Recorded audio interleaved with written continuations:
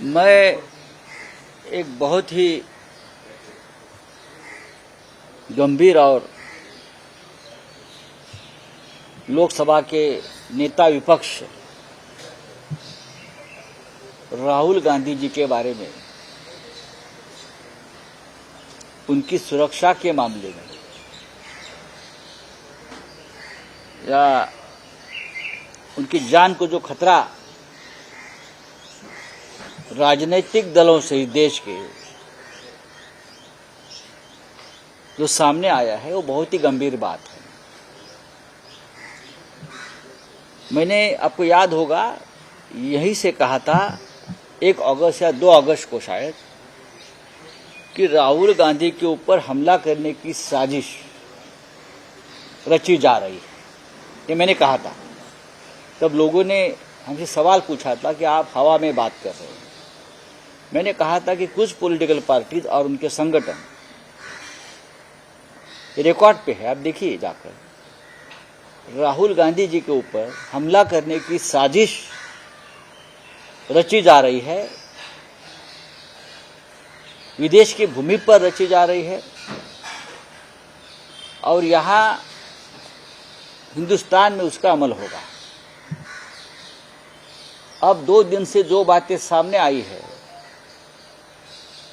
वो जो मैंने बात कही थी अगस्त के 1 तारीख को, उसको पुष्टि देने वाली ये बात है। इस देश के केंद्रीय रेल राज्य मंत्री, उत्तर प्रदेश के एक मंत्री सरकार के, महाराष्ट्र के बीजेपी के जो अलायंस है उनके एक विधायक और भी कुछ लोग हैं, सभी एक ही भाषा में बोल रहे हैं कि राहुल गांधी के ऊपर हमला करने की। कोई कहता है कि उनकी जुबान काट के जो लेके आएगा उसको मैं 11 लाख दूंगा, कोई उनको आतंकवादी कहता है, कोई उनके ऊपर हमले की बात करता है। ये एक षड्यंत्र है, एक साजिश की रचना है। जिस तरह से राहुल गांधी के नेतृत्व में इस देश का पूरा विपक्ष एकजुट हुआ है और होता रहेगा, उससे अगर किसी के मन में डर पैदा हुआ है तो लोकतंत्र में, इस देश के लोकतंत्र में ये समस्या हल करने का ये मार्ग नहीं कि विपक्ष को जान से मारने की धमकी दी जाए। ये रशिया में होता है, ये रशिया में होता है कि विपक्ष के नेता को खत्म किया जाता है, और हो गया है, पुतिन ने कर दिया है।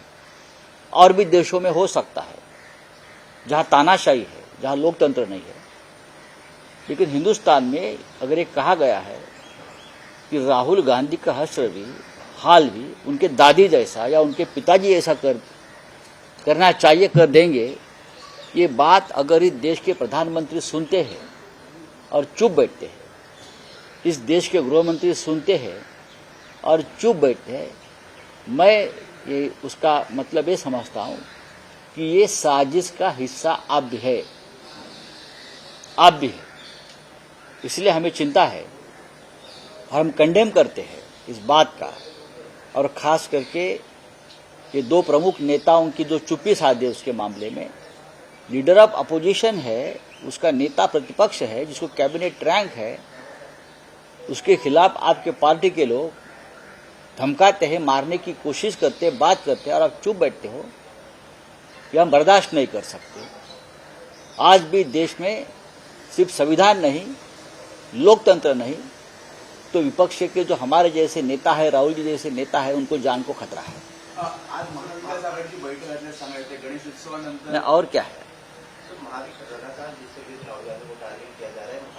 मैंने कहा ना, अभी मैंने बात रखी ना मेरे सामने।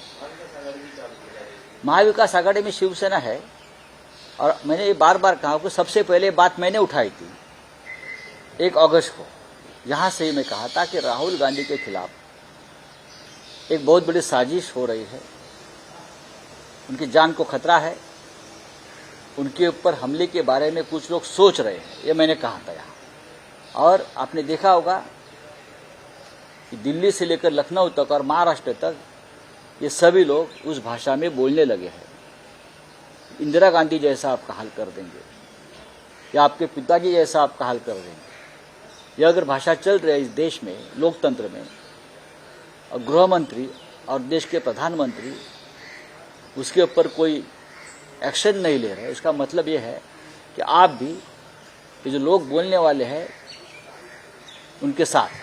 महाविकास मंत्री ने कहा है कि जब मैं गणेश चतुर्थी की पूजा में गया था तो जो कांग्रेस है उनका जो इकोसिस्टम है, जो सत्ता पे झूठे हैं उनको नहीं, ये प्रधानमंत्री जी झूठ बोल रहे हैं। प्रधानमंत्री जी गलत बयान दे रहे हैं।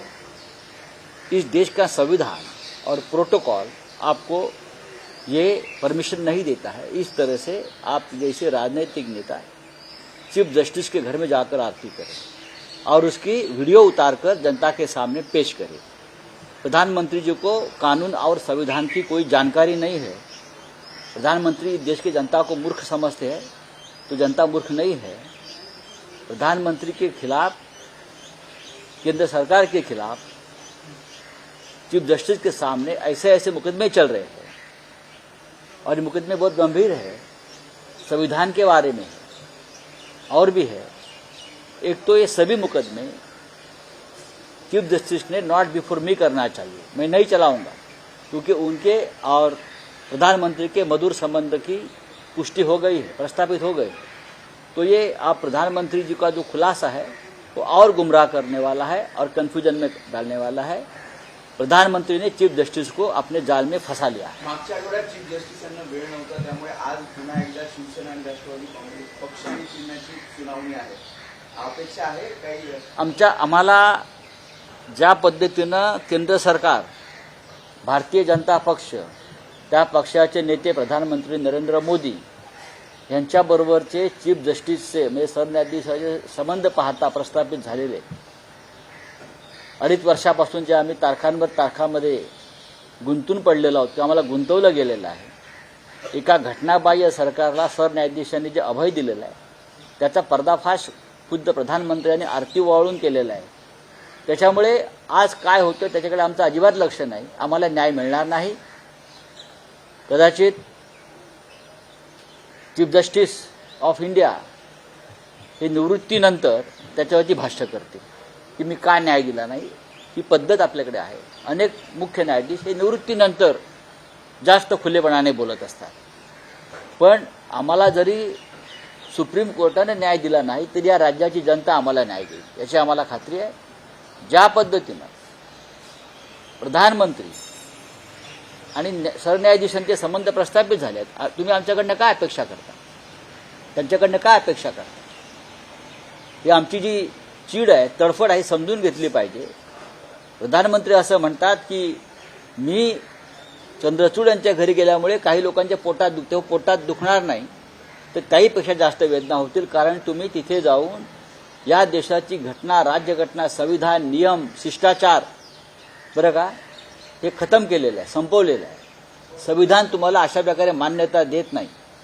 ज्या सरन्यायाधीशांच्या समोर प्रत्यक्ष केंद्र सरकारच्या विरुद्ध काही खटले पडले आहेत महत्त्वाचे, प्रधानमंत्र्यांना आम्ही एका खटल्यामध्ये पार्टी केलेला आहे, अशा वेळेला या दोन पार्ट्या एकत्र भेटतात गणपती समोर आणि पार्टी करतात। हे कोणतंही संविधान जगातलं अशा प्रकारे मान्यता देणार नाही। सरन्यायाधीशांनी खरं म्हणजे हे सगळे खटले माझ्यासमोर चालवण्यास मी असमर्थ आहे, कारण प्रधानमंत्र्यांचे आणि माझे संबंध प्रस्थापित झाले आहेत। हा एक नियम आहे, तो त्यांनी मान्य केला पाहिजे की नॉट बिफोर मी, ही भूमिका त्यांनी व्यक्त केली पाहिजे। लोकांचा विश्वासच राहिलेला नाही।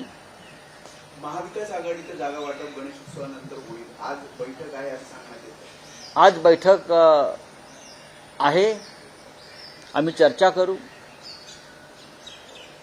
3 पक्ष एकत्र येतील। आम्ही काँग्रेस पक्षाला सुद्धा किंवा राष्ट्रवादी काँग्रेस पक्षाची सुद्धा याच्यामध्ये आज सहभाग आहे, इतर लहान पक्ष आमचे सहभागी होतील। आम्ही आजपासून 2 ते 3 दिवस याच्यावर बैठकीत चर्चा करू। जम्मू कश्मीर को लेके आज बैठक है, कौन कौन जो है बैठक में शामिल होंगे? नहीं, हम सभी नेता बैठक में, एक नाम लेने की जरूरत नहीं है।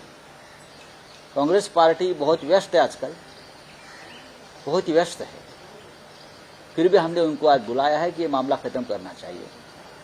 कांग्रेस पार्टी के नेताओं को हमने आमंत्रित किया है। इतनी व्यस्तता है कांग्रेस पार्टी के नेताओं के पास कि दर दिन तारीख पे तारीख हो रही है, इसलिए हमने आज तय किया है चाहे कुछ भी हो, आज से 3 दिन हम बैठे. मुंबईचा विषय हा नंतर येईल. जवळजवळ मुंबईचा विषय संपलेला आहे. महाराष्ट्र खूप मोठा आहे, त्याच्यामुळे आम्हाला रिझन वाईज त्याच्यावर चर्चा करावी लागेल. तो गिरीश महाजन ने कहा है कि बीजेपी के पास से अगर कोई मुख्यमंत्री होगा तो वो सिर्फ एक ही चेहरा है और देवेंद्र फडणवीस का अच्छी बात है. उसके ऊपर आज के जो मुख्यमंत्री है मिस्टर मिंधे, उनकी रिएक्शन आप ले लीजिए, क्योंकि वो बार बार वो बोल रहे हैं कि मैं ही कैप्टन हूं और मैं ही कैप्टन रहूंगा. तो अभी से उनको बीजेपी के लोगों ने डिसमिस कर दिया है. पहिला मतदान होत आहे 63 आर्टिकल रद्द अशी चांगली गोष्ट आहे. लोकशाहीमध्ये जम्मू काश्मीर सारख्या राज्यांना लोकशाहीच्या प्रक्रियेतून वगळता येणार नाही. सर भिवंडी और बुलढाणा में एबीपी माझा, उघडा डोळे बघा नीट.